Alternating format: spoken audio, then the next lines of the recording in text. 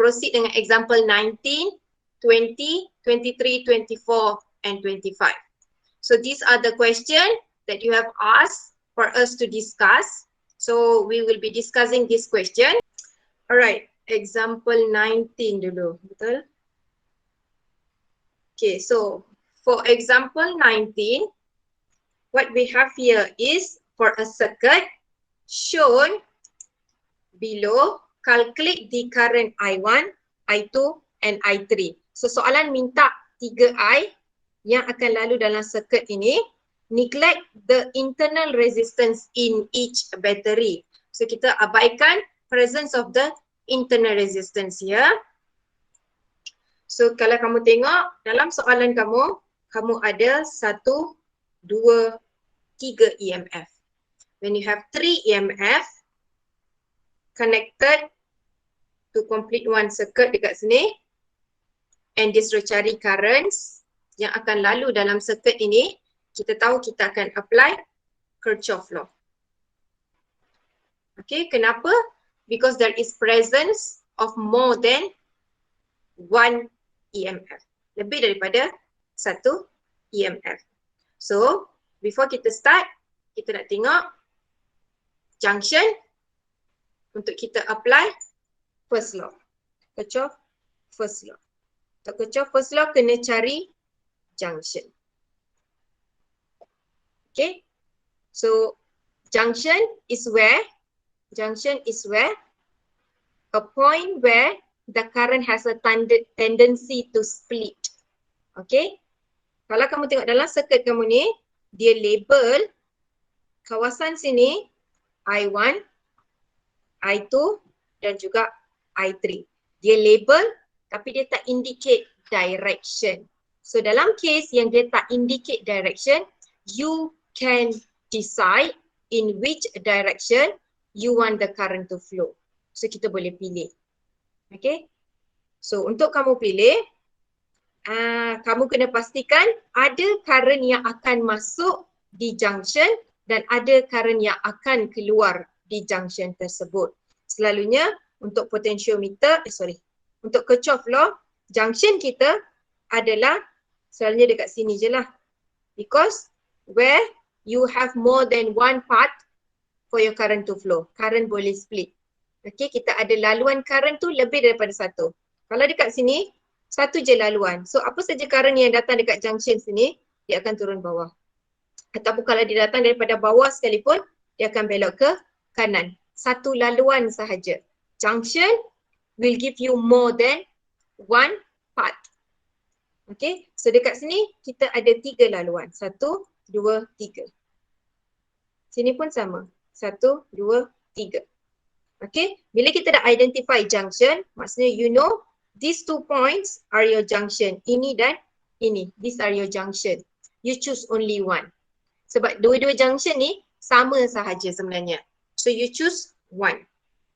So contoh, kita nak junction kita duduk on this side. This is my junction. Katakan saya panggil A. Junction A. Right? So, first law states that summation I in akan sama dengan summation I out. Ini first law kita. Okay, selalu tulis. And then your junction is at A, betul tak? So, pergi dekat A tu, kita deduce siapa current yang akan masuk, siapa current yang akan keluar. Since the direction of current is not given.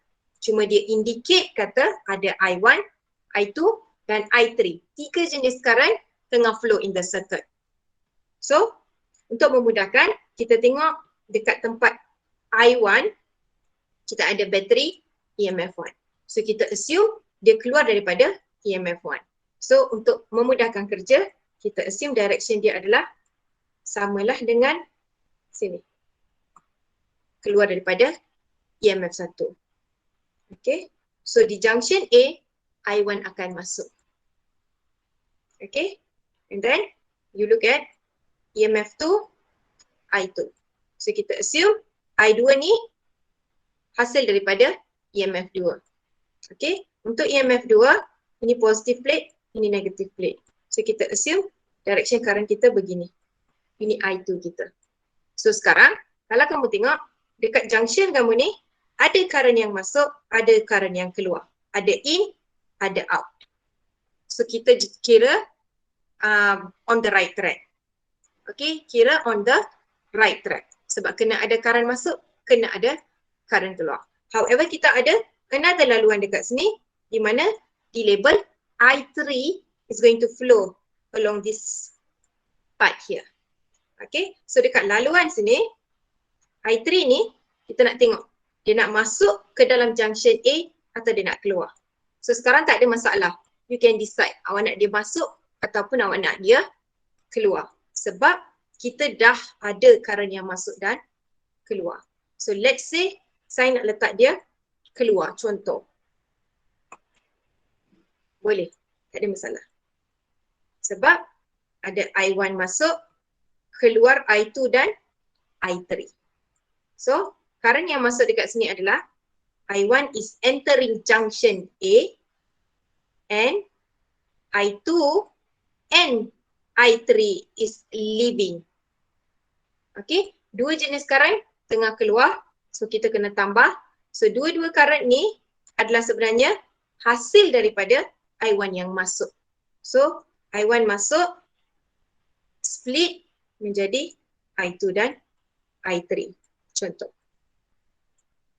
Okay, faham setakat ni? Faham, Miss. Faham, Miss. Faham, Miss. Untuk I1, kita fokus pada I1. Ini adalah junction di mana I1 masuk. Kalau kamu tengok, laluan ini sampai ke bateri sini adalah I1 yang tengah flow.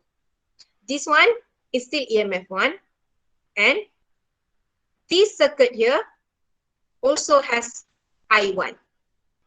Okay, so bila sampai sini, ini bukan junction. So, yang dari sini adalah masih I1. So, kalau kamu tengok, the whole part here, semua laluan ini adalah I1. Sebab dia tak ada junction for the current to split. So, sepanjang-panjang ini kena I1. Okay, direction of I1 adalah begini, I1. Okay, dia flow daripada sini, dia naik ke atas, pergi ke kiri, turun bawah, masuk ke dalam junction A. And then bila dia keluar, I2 keluar, sampailah dia bertemu balik junction sini. Okay, sampailah dia bertemu balik junction sini. So dekat sini, I2 masuk. And then, tadi ada satu lagi laluan untuk current keluar tadi, iaitu I3. I3 yang keluar ni, dia pergi sampailah ke junction sini balik. So this whole part is I3. Okay, so kalau kamu tengok dekat junction sini, cuba fokus dekat junction sini yang kita tak pilih. You can see what happened here adalah current yang masuk, I2 masuk, I3 masuk. So I2 masuk, I3 masuk dekat junction sini. Yang keluar adalah I1. Okay, keluar adalah I1. So sebenarnya sama saja. Okay, cuma dekat junction sini yang masuk I1, yang keluar I2 dan I3. Dekat junction sini pula yang masuk adalah I2 dan I3. Sebab mereka tengah patah balik. Patah balik, jadi balik I1. Okay, dia jadi balik I1. Okay, so let's say kita bagi nilai I2 ni adalah 2 ampere campur dengan 3 ampere. Ini jadi 5. Betul tak? Same thing. Kalau masuk 2 dengan 3, dia akan keluar jadi balik 5. So initially if you had 5, the 5 enter, split menjadi 2 dan 3 ampere. 2 ampere pergi sampai ke junction sini. 3 ampere sampai junction sini. Dua-dua bertemu, keluar menjadi 5 balik. So, it's the same. You have the same junction. So, pilih salah satu sahaja. Okay, so dah settle first law kita. First law settle, sekarang kita masuk second law. Second law states that summation EMF is equals to summation IR. Maksudnya, dalam sesuatu loop, kita tambah semua EMF yang present dan kita samakan dia dengan hasil darab current yang lalu setiap rintangan. Okay, so sekarang for that kena deduce loop dulu. Untuk deduce loop, yang atas ni kita panggil loop 1, yang bawah ni kita panggil loop 2. Tak ada dua loop. Okay, loop 1 dan loop 2. Untuk loop 1, kita fokus loop 1 dulu. Kita tentukan direction of loop ataupun direction of travel. Benda yang samalah. Okay, this direction selalunya kita decide sendiri. Kita nak dia clockwise atau kita nak dia anti-clockwise. Suka hati kita. Okay, so let's say saya nak dia clockwise. Okay, kalau clockwise, maksudnya dia akan pusing begini. Okay, ini maksud clockwise. Okay, boleh jadi some of you guys pilih yang tak sama dengan saya. Tak ada masalah sebab ini dia tak bagi. Ini kita pilih sendiri. Begitu juga direction of current. Dalam soalan ini, dia tak bagi. So boleh jadi kamu punya tak sama dengan saya. You could have I1 campur I2 menjadi I3 ataupun I3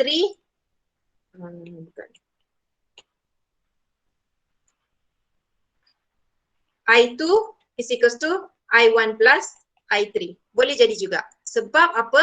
Direction of current tidak diberi. Tetapi syaratnya adalah kena ada current masuk, kena ada current yang keluar. Okay, this is because the direction is not given. So first law kita tak semestinya sama. We might not have the same statement here. Okay, boleh jadi awak ada I2 sama dengan I1 plus I3 ataupun I3 sama dengan I2 plus I1. Boleh jadi. It depends on how you deduce the direction of current sini. Begitu juga loop ni pun tak semestinya sama. Boleh jadi awak pilih anti-clockwise. Okay, saya pilih clockwise dekat sini. Contoh. Alright, sekarang dah pilih clockwise.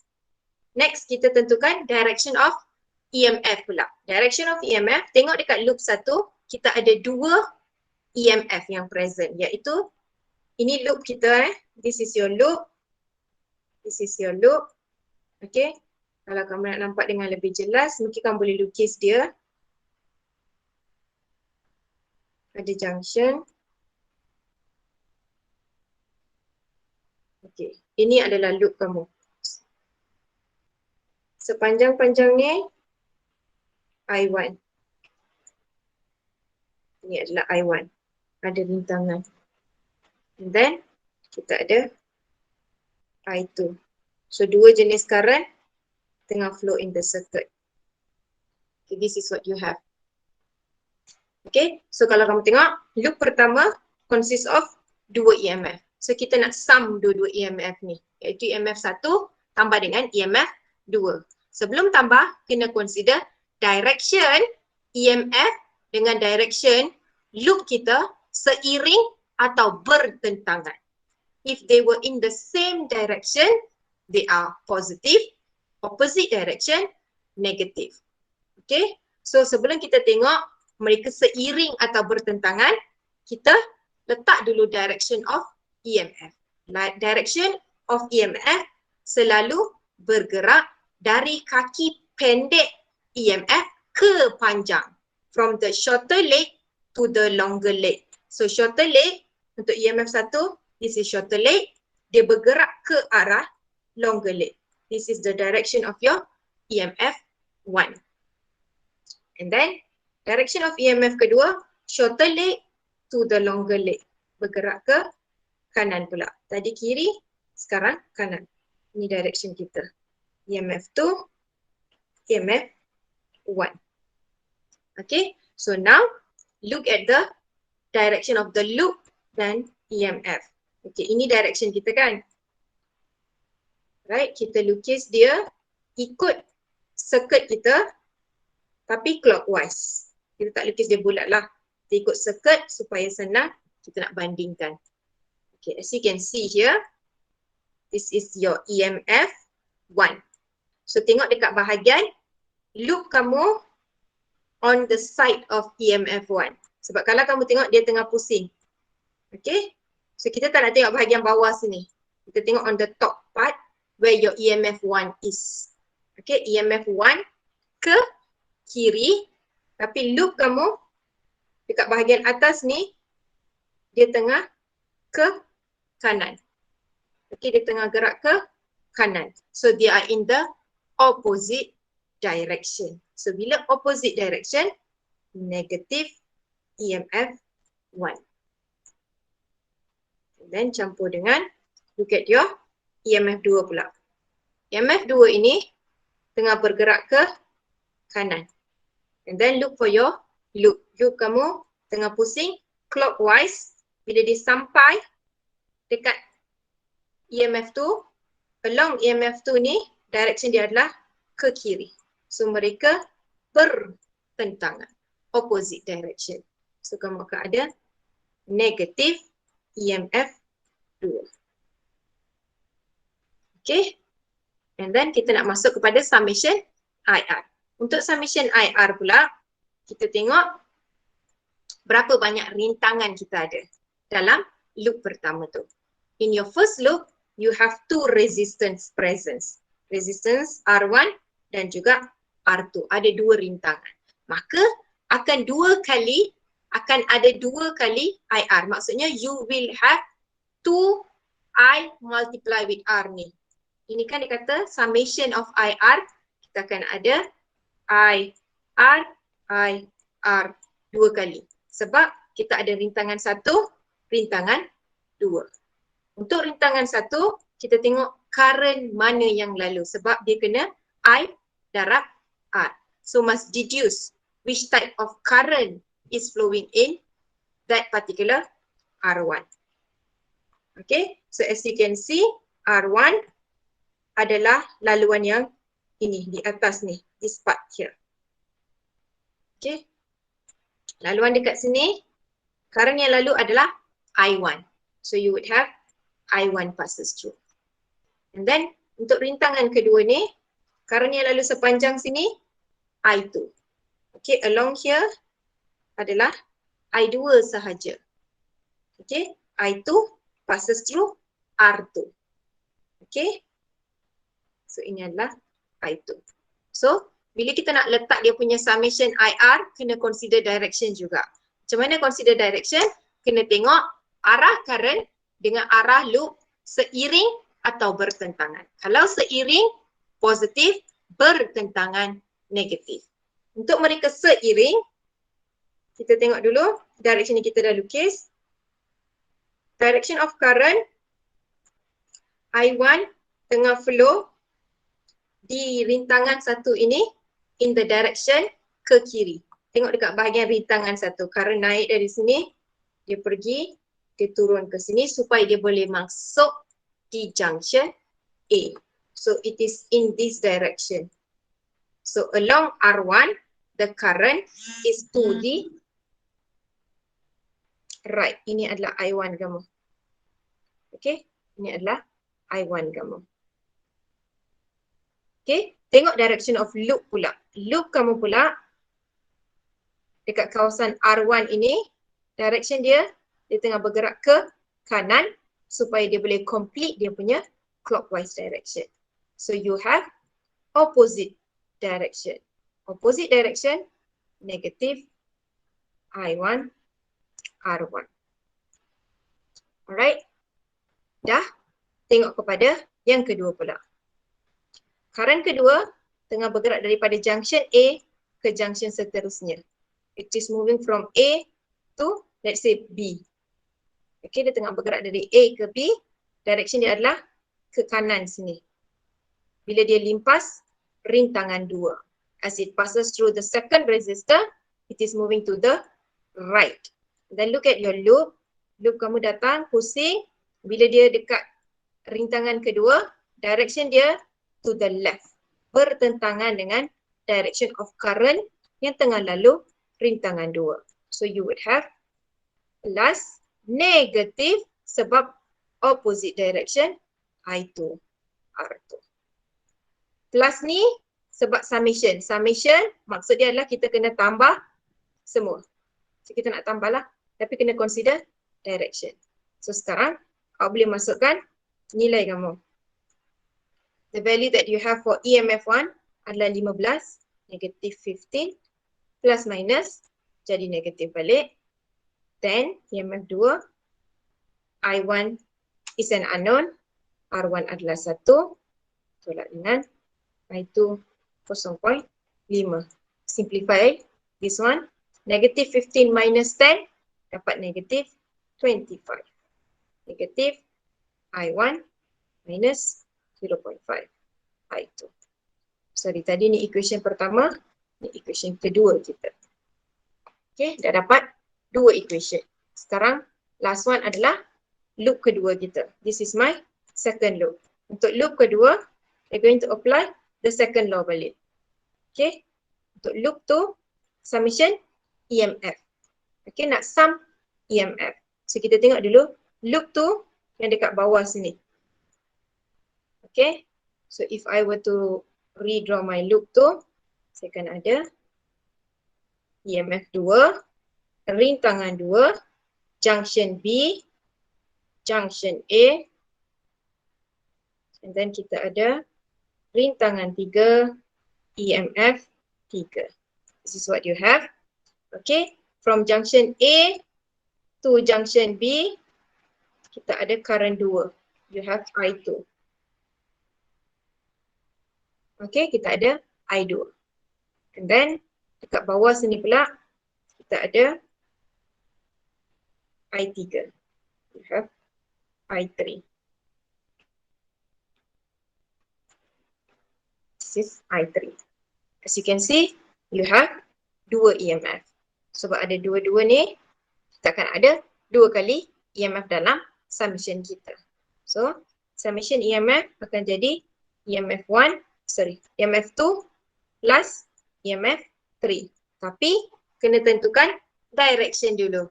Masa nak tentukan direction, kena tengok direction of loop. Okay, kita belum decide. So, katakan saya nak clockwise juga. Okay, I'm going to stick to clockwise. So, clockwise saya, beginilah clockwise ni. Going to travel from here, complete a cycle in a clockwise direction. Okay, saya nak pusing clockwise. Okay, look at the direction of EMF. EMF tengah bergerak ke kanan. Loop saya pula tengah bergerak ke kanan juga along EMF 2. So, saya akan ada positive EMF 2 sebab same direction. Plus, and then next kita ada EMF 3. Okay, direction of EMF 3 daripada yang pendek ke yang panjang. Kaki pendek ke kaki panjang. This is my EMF 3. So, it is travelling to the right sekarang. Okay, look at the loop. Dari atas, dia datang, dia pusing. Bila dia limpas EMF 3, dia tengah bergerak ke kanan. It is completing the clockwise direction. So, ke kanan, EMF 3 ke loop kita ke kiri, EMF kita ke kanan. So, opposite direction, so you'll have minus EMF 3. Okay, kalau rasa susah, awak boleh letak arrow ni sepanjang dia punya loop to indicate dia akan complete that anti-clockwise direction. Dan kamu tengoklah dekat bahagian EMF 3. Direction mereka bertentangan. Next, kita nak buat summation IR. As you can see, there are two resistance juga, R2 dan juga R3. So, kita akan ada dua kali I darab dengan R. Current yang lalu R2 adalah I2. Kita dah deduce tadi. Okay, current yang lalu R3 adalah I3 pula. Sebab sepanjang-panjang ni adalah I3. Kita dah lukis dah dekat bawah sini. This is I3, your I3. Okay, so kita tengok untuk I2 R2 dulu. Okay, current lalu rintangan 2 ke kanan. Loop kamu pula tengah travel ke kanan juga. So same direction, positive I2 R2. Campur dengan, and then kamu punya current tengah bergerak daripada sini lalu rintangan 3. Okay, as it passes resistance 3, dia tengah bergerak ke kanan. Loop kamu pula tengah travel ke kiri along the resistance. So, opposite direction minus I3 R3. Okay, so tinggal nak masukkan nilai sahaja. Masukkan nilai EMF 2, 10 tolak 3, I2 0.5 minus positif negatif negatif, I3 adalah unknown, R3 adalah 0.1. Okay, simplify, ini jadi 7, 0.5, I2 minus 0.1, I3. Equation ketiga kita. So, sekarang tinggal nak masuk calculator. Okay, ini kita boleh masuk calculator sebab unknown kita adalah I1, I2 dan I3. So, kita masuk terus calculator. Kita tak buat manually. Okay, your equation 1, kita nak rearrange supaya current semua duduk dekat belah kiri, nilai akan duduk dekat belah kanan. So, as you can see, these are all your current. Kita nak bawa semua current ni duduk on the left hand side. So, you will have I1 tadi equals to I2 plus I3. Betul tak? So, nak bawa I2 plus I3 ke sini sebelum equal. So, when you bring it to the left, dia jadi negative I3 equals to 0.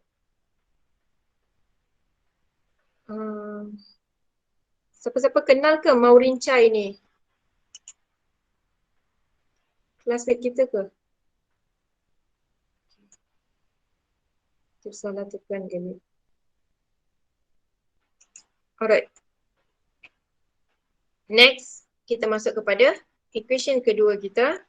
Equation kedua kita ada negative I1 minus 0.5 I2. I3 kita tak ada. Okay, untuk I3 yang tak ada tu, tak nak tulis tak ada masalah. 0 I3. Tak ada nilai. 0 multiply with I dapat kosong. Okay, and then negative 25. Ini jangan lupa negatif dia, kita tak bawa dia ke kanan, kita cuma tengah flip mereka sahaja. You are just switching the position. Yang kanan pergi ke kiri, yang kiri pergi ke kanan. Okay, kita tak bawa dia ke after equal to samakan. Dan yang ketiga, I1 tak ada, 0 I1 plus 0.5 I2 minus 0.1.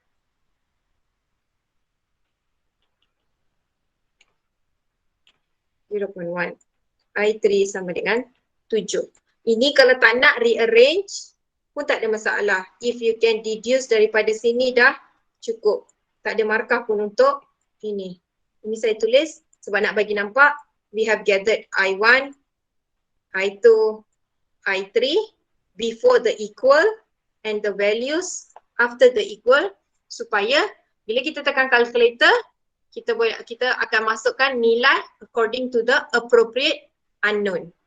Okay, and then kamu boleh tekan calculator kamu lah.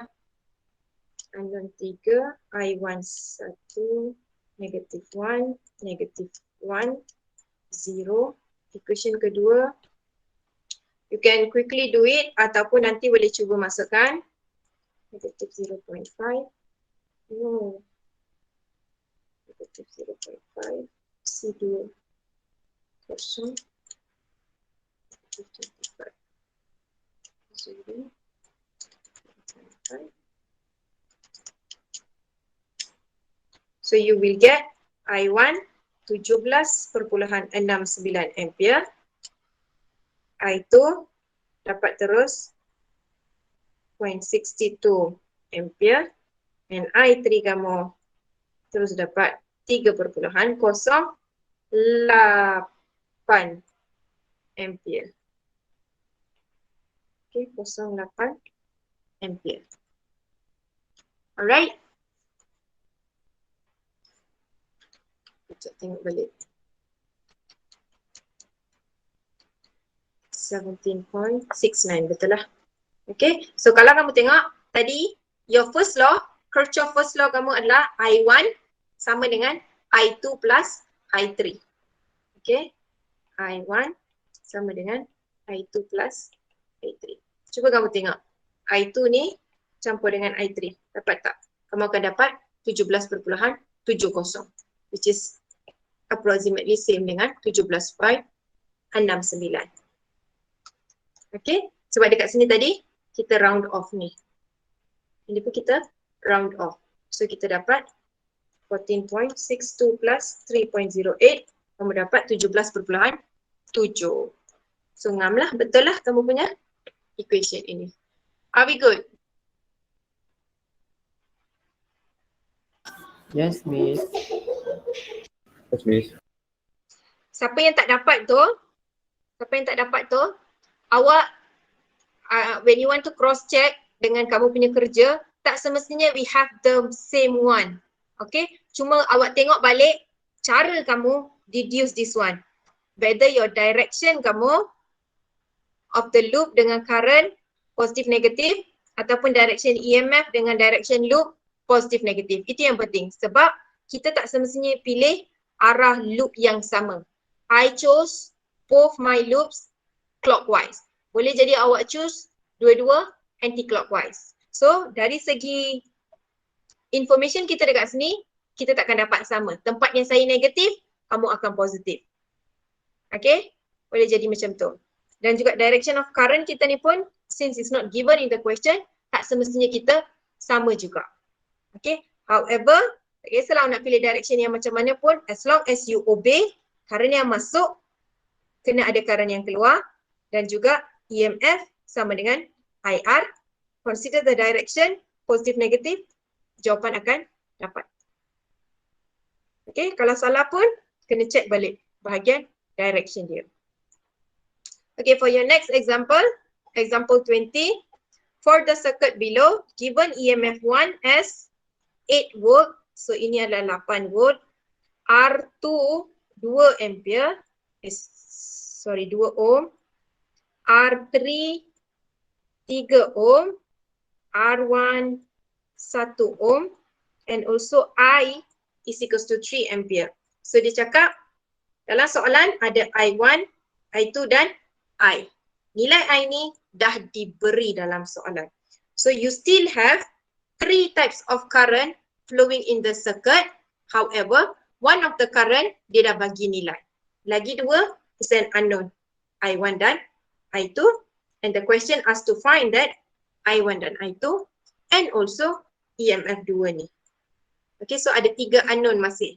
Cuma one of the unknown adalah EMF dan 2 current. Bukan 3 current. Ini tak sama dengan soalan 19. Okay, cara nak buat sama, cuma bahagian last ni where you want to insert in the calculator, dia tak sama. Okay, maksudnya sebab salah satu I kita is given in the question, you cannot use calculator for this part. Kita kena solve simultaneously secara manual. Okay, awak kena substitute. Awak tak boleh terus tekan dalam calculator sebab nilai salah satu I dah diberi. Kalau semua 3 I tak diberi, baru kita boleh masukkan dalam calculator sebagai kita punya A, B dan C. Dekat sini C dia dah bagi. Alright? Okay. Kalau kamu tengok, in this question, dia bagi I1 dan I2 and also I3's direction. Semua 3 I ni ada direction dia.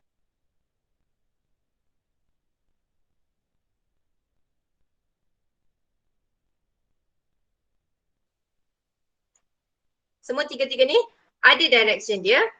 Okay. So kalau kamu tengok kita ada more than one EMF. Okay, lebih daripada satu, maka yes, you have to apply Kirchhoff law dekat sini. So this is a Kirchhoff law question. Kita nak apply first law, I in kena sama dengan I out. Ini first law kita. For that kena pilih junction. Junction kita by now you should be very good at here. This and this are your junction. C, D. Boleh pilih awak nak yang mana. Okay, contoh saya nak D pula. Selalu kita ambil yang kiri kan. Sekarang saya nak buat kelainan. Saya nak pilih junction saya dekat D.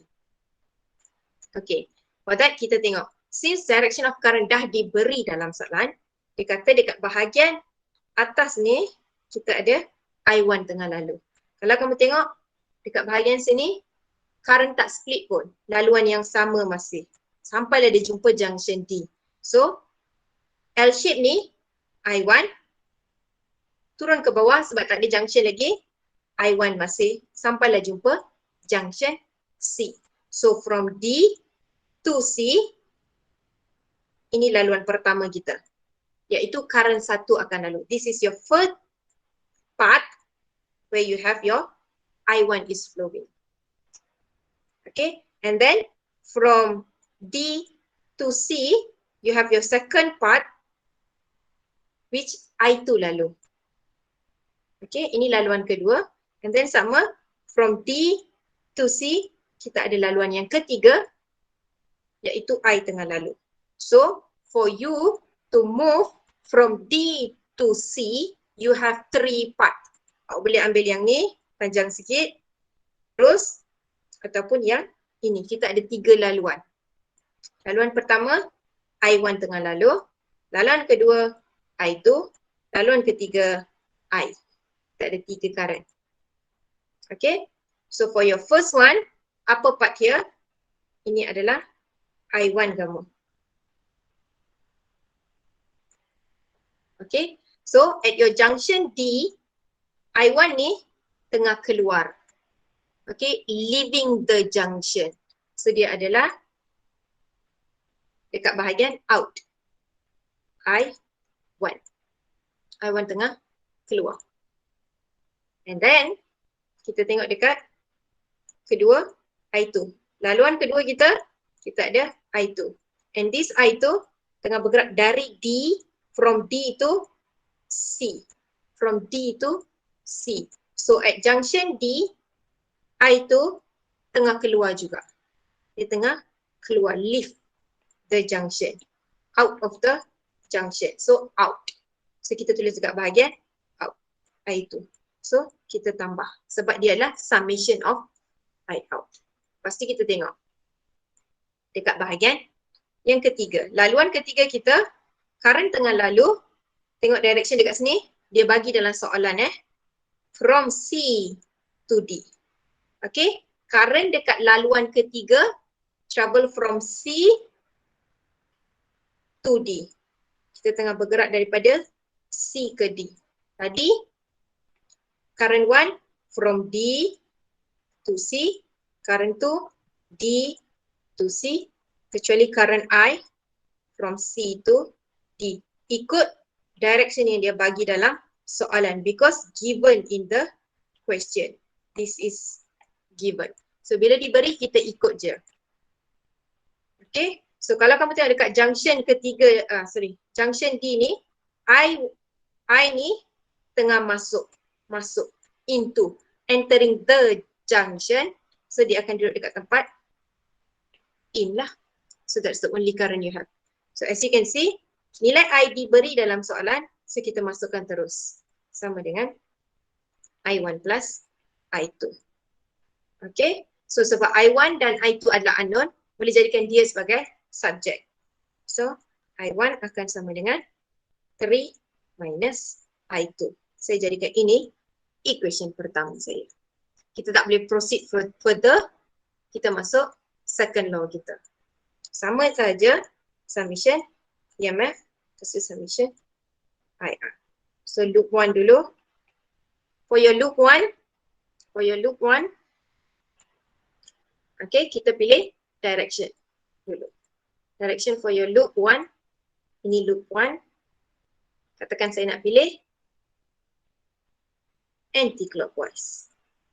Okay, sekarang nak anti-clockwise.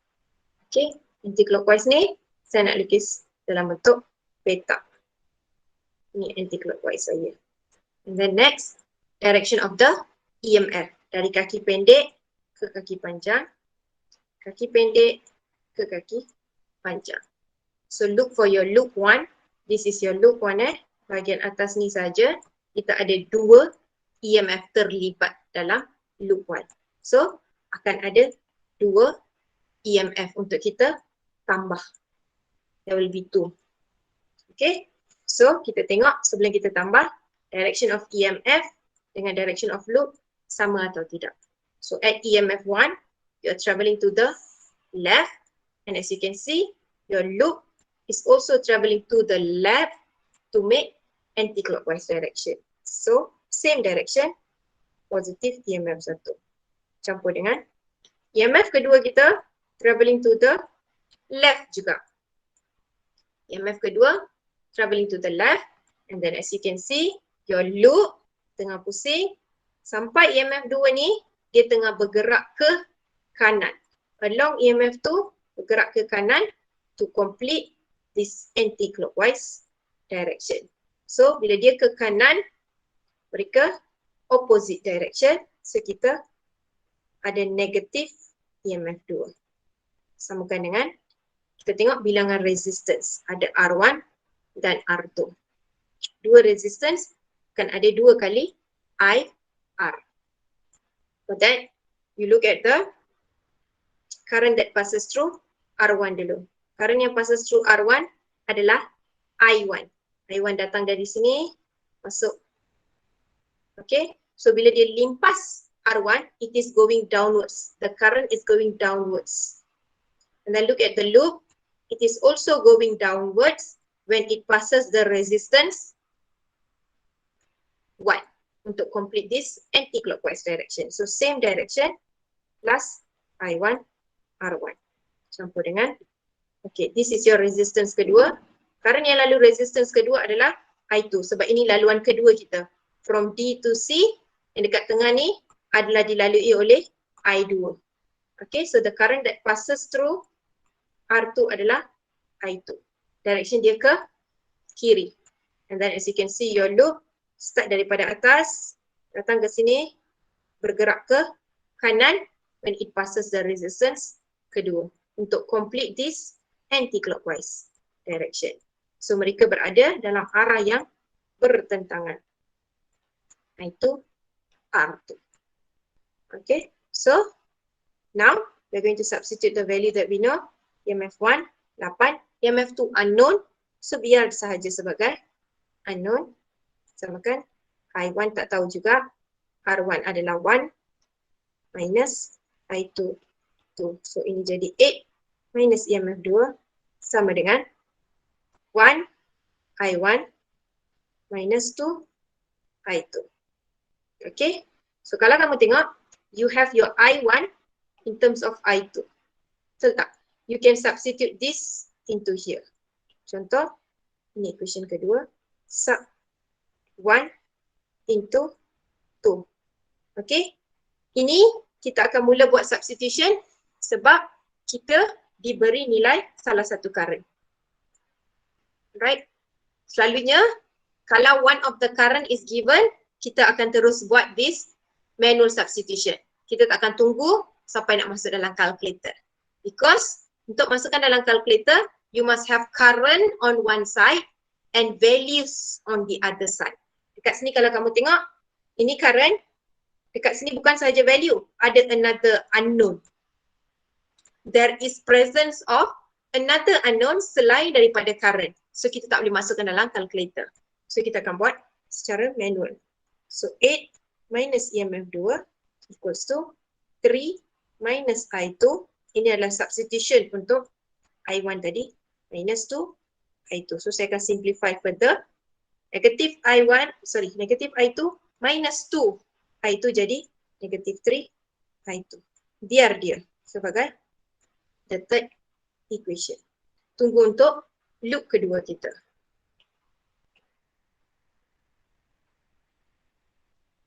So kita boleh tunggu untuk loop kedua kita. So for your second loop, kita pilih direction dia pula. Direction dia, katakan sekarang saya nak anti-clockwise juga. Tak ada masalah. Boleh sama dengan tadi. This is anti-clockwise direction. Okay, kita nak sum EMF.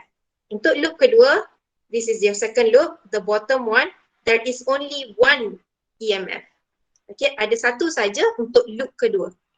Tak ada masalah. So maksudnya, summation EMF kita ada satu je EMF, iaitu EMF 2 sahaja. Okay, however, still kena consider direction.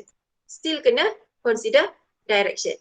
EMF kamu tengah bergerak ke kiri, loop kamu tengah buat anti-clockwise direction. So as dia limpas EMF kedua, dia pun tengah bergerak ke kiri. Same direction, positive EMF 2. Positive EMF 2 samakan dengan kita ada IR. Berapa R? Ada 2 R. R2 dan R3 dalam loop kedua. So you have 2 IR dekat sini. Yang pertama R2. Siapa yang lalu? I2 lalu. Sebab laluan ni adalah laluan untuk current kedua sahaja. So you have I2, R2. I2, R2 kamu, current yang lalu R2 bergerak ke kiri. The loop is also to the left. So same direction, I2, R2 plus loop yang ketiga, bahagian bawah sini is the part for I3. Sepanjang-panjang ini adalah laluan I3 sahaja. Okay, so I3 is going to the right as it passes R3. So bila dia nak limpas rintangan ketiga, direction current kamu adalah ke kanan sebab dia datang daripada C bergerak ke arah D. And then your loop pula, dia tengah buat anti-clockwise direction. So bila dia limpas rintangan ketiga ni, dia pun tengah bergerak ke kanan. So same direction, I3 dan juga direction of loop sama. So I3 kamu positif. So EMF 2 unknown, I2 unknown, R2 2. Sorry, ini bukan I3, ini adalah I sebenarnya. Sorry, given in the question adalah I. Okay, so I dia bagi nilai 3, R3 adalah 3 juga. So what you have here, EMF 2 is equals to 2, I2 plus 9. Ini adalah equation keempat kamu. So now, what you can do adalah, as you can see, equation 3 ada EMF 2 dan juga I2 saja. Equation keempat kamu, EMF 2, I2. Same unknown. Tinggal 2 je unknown, same unknown dekat sini. So apa kita buat adalah, kita substitute masuk. Sub 4 into 3. Aku nak buat manual substitution. 8 minus, kita nak masukkan yang 4 ni dekat dalam equation yang ketiga, wherever you see EMF 3, EMF 2 ni. So akan jadi 2 I2 plus 9 samakan 3 tolak 3 I2. So kita kembangkan 2 I2 tolak 9, 3 tolak 3 I2. Okay. So bawakan I on the same side. 3 I2 minus 2 I2. 3 minus 8 plus 9. Okay. Kita akan ada 4 dekat sini kalau tak silap saya. Dekat sini kita akan ada I2. So ini dah dapat terus nilai I kedua kita. Tengok 4 ampere. Okay, dah selesai satu soalan. Okay, next you can find the remaining 2 unknown iaitu I1 dan juga EMF 2. I1 dekat sini ada I2 dan I1. Nilai I2 dah dapat. So insert I2 into equation 1. Okay, iaitu I1 sama dengan 3 tolak I2. I2 kamu adalah 4. So kamu akan dapat 3 tolak 4, negatif 1. Yes. Kamu akan dapat negatif 1 ampere. Alright.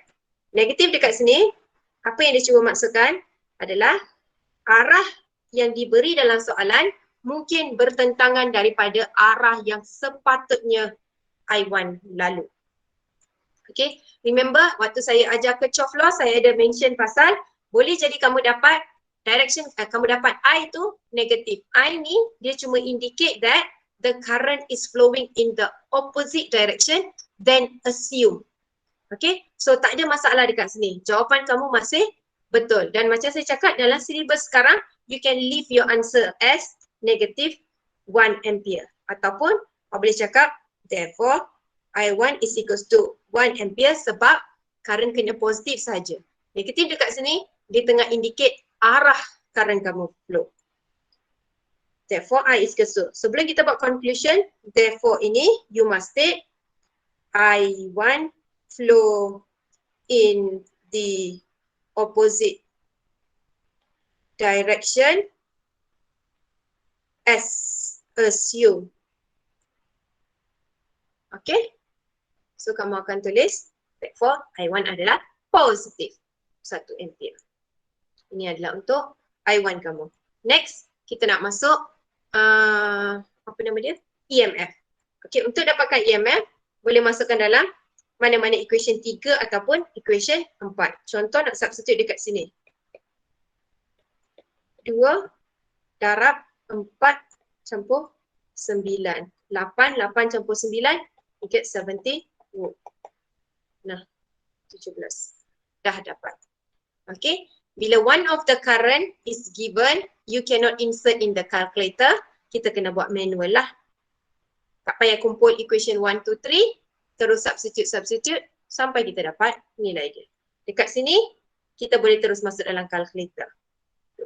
Kalau nak buat manual boleh, tapi panjang. So kita stick tu masuk dalam calculator. Ini memang tak boleh sebab current kena duduk on side, value kena duduk on the other side. Tapi dekat tempat value tu, kita ada unknown juga. EMF 2 tak diberi sebab tu. Okay? Any question?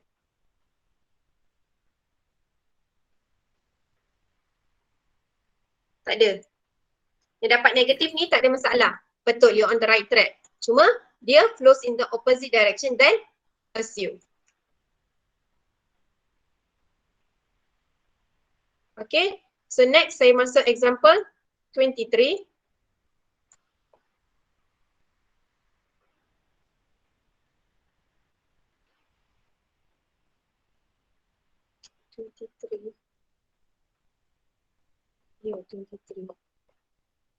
Okay, untuk example 23, you have a filament bulb A is rated 240 volt. 240 ni adalah nilai apa? Apa simbol represent 240 ni?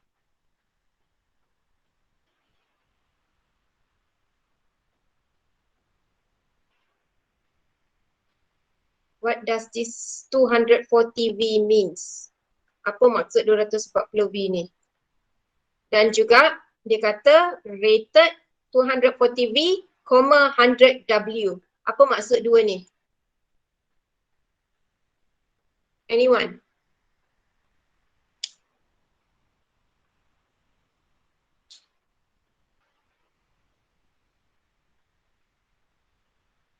Saya menanti kamu menjawab dekat chat tu. Sementara tu saya baca, and another bulb B is rated 240V and 60W. So apa maksud ni? Dia kata kita ada dua jenis bulb. Okay, this is your bulb. Okay, awak ada bulb ni, bulb A, bulb B. Dua-dua bulb ni dia bagi rate 240V, 100W dan juga 240V and also 60W. Okay, apa maksud ni? Okay, kalau tengok dekat ruangan chat ni, kawan-kawan kamu ada yang tulis power dan juga voltage. Okay, yang V ni unit untuk voltage iaitu volt. So this indicates the voltage of the bulb.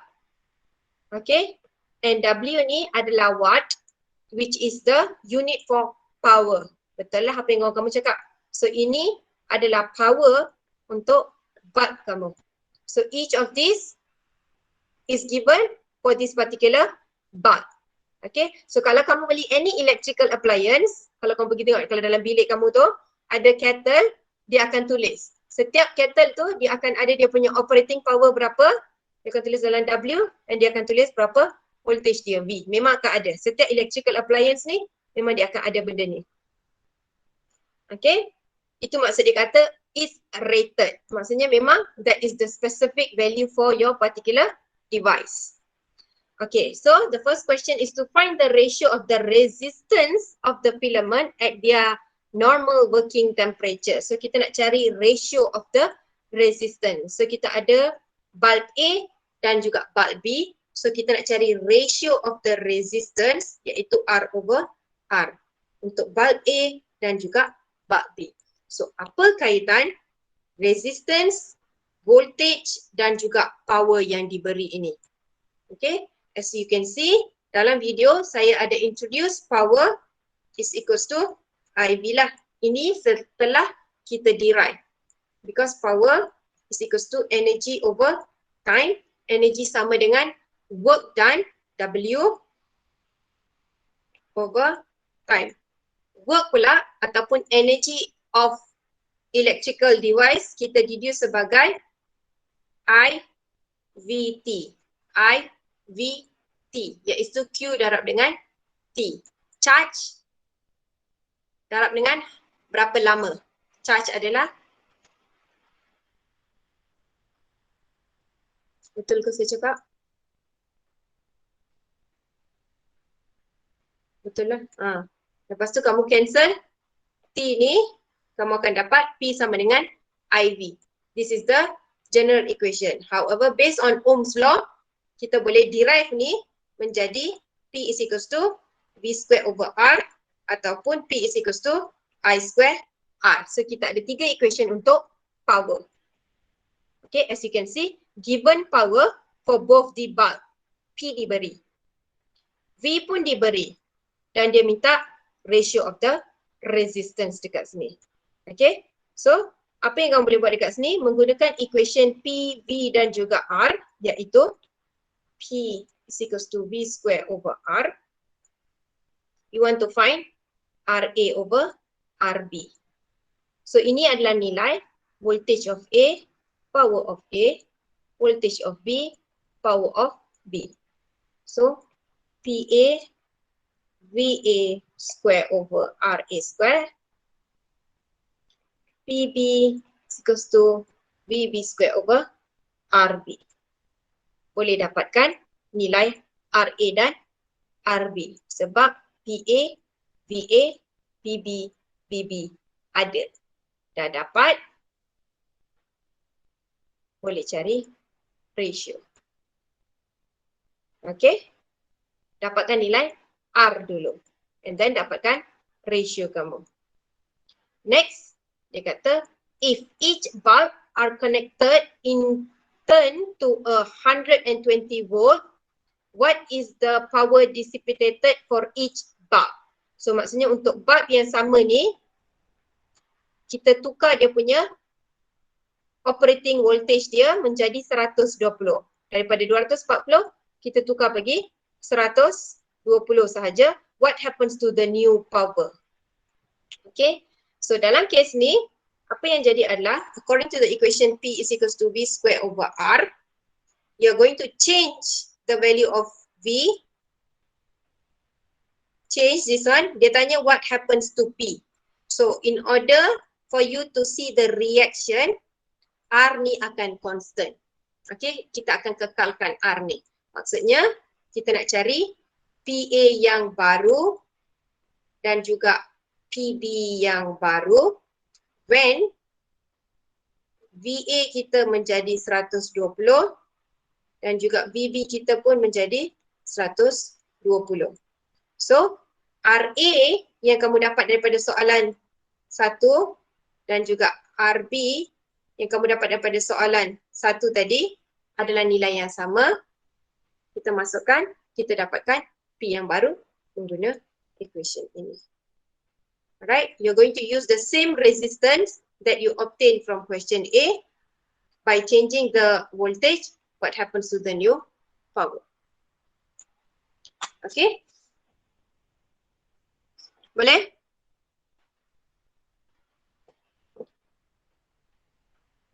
Boleh ke kalau saya bagi hint saja? Saya tak selesaikan.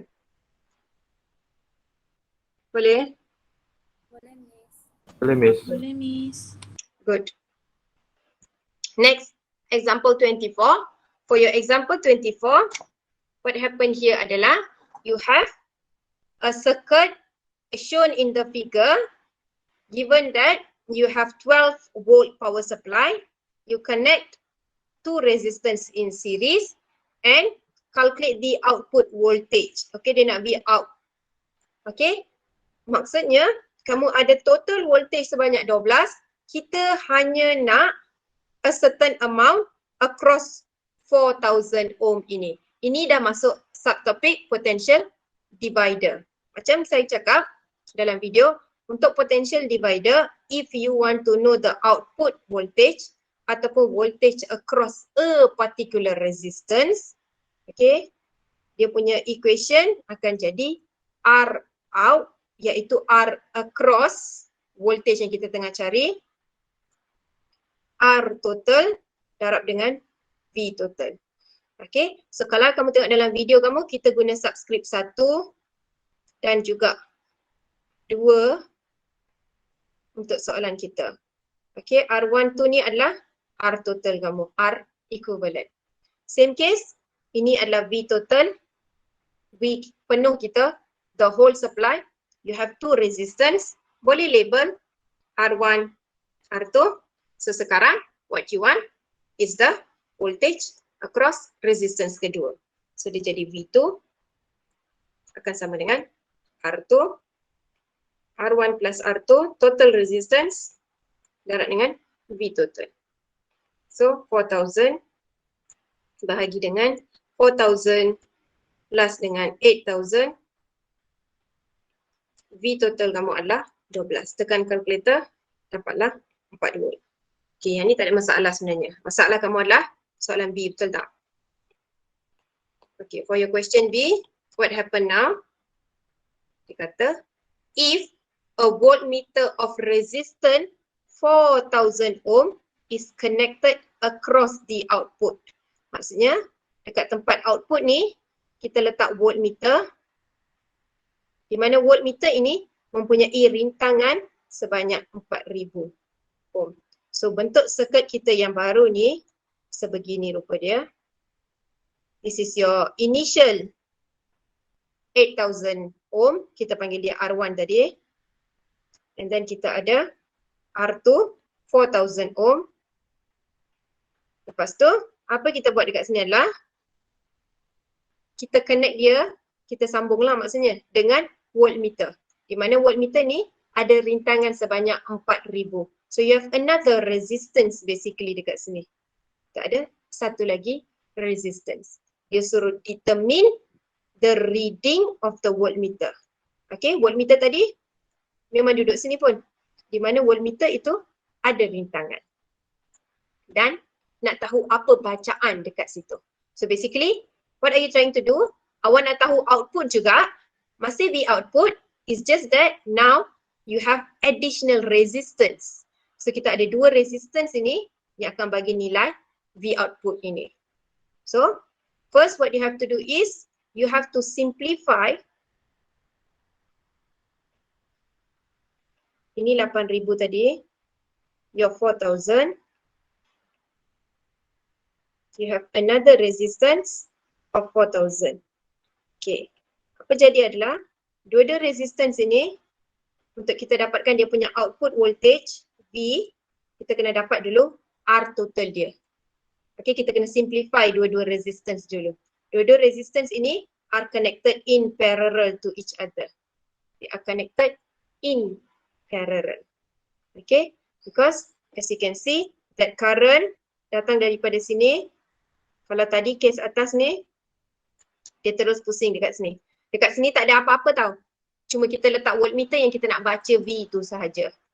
Okay, kita nak tahu V across R2. Sekarang dekat sini ada rintangan, voltmeter yang ada rintangan. So the current will not complete begini. Dia akan pergi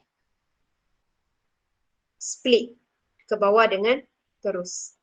So dua-dua resistance ini in parallel. Simplify them first. Simplify mereka. Parallel resistance, kita guna 1 over R parallel, 1 over 4,000 plus with 1 over 4,000. Okay, 1/4,000 campur dengan 1/4,000, how much do you get? Kamu akan dapat 1 over 2,000. Okay, and then 1 over lagi, dapatkan R parallel kamu sebanyak 2,000. So what happen now? Circuit kita, lepas kita simplify, bentuk dia sebegini. Ni 8,000 tadi. 8,000 tadi tak berubah. Cuma ini sekarang 2,000. Okay. So now you actually want to know the voltage across this 2,000. Tadi across 4,000. Sekarang 2,000 sebab you have another resistor in parallel with this 4,000.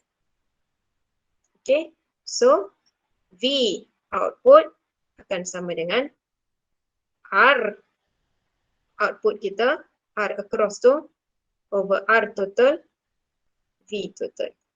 Okay, R total ni adalah hasil gabungan R1 dan juga R parallel kita.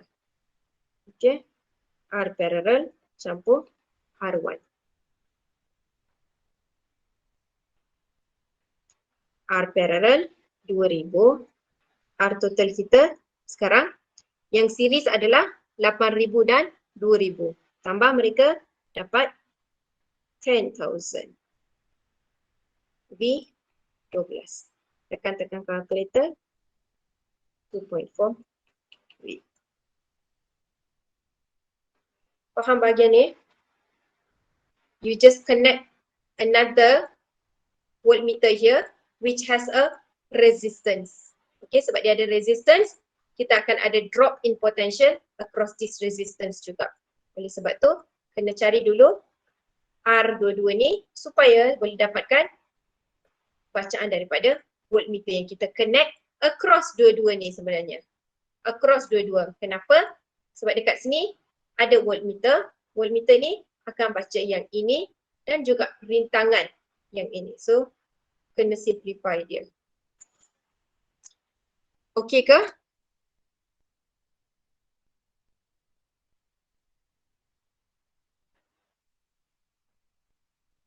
Okay, Miss. Ada soalan?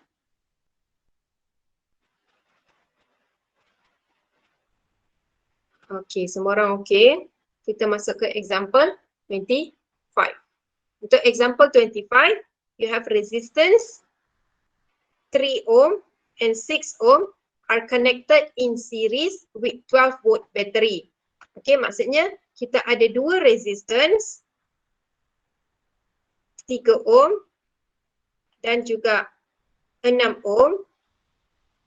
Dia kata connected in series dengan battery. So semua connection ini kena series lah. Begini rupa dia.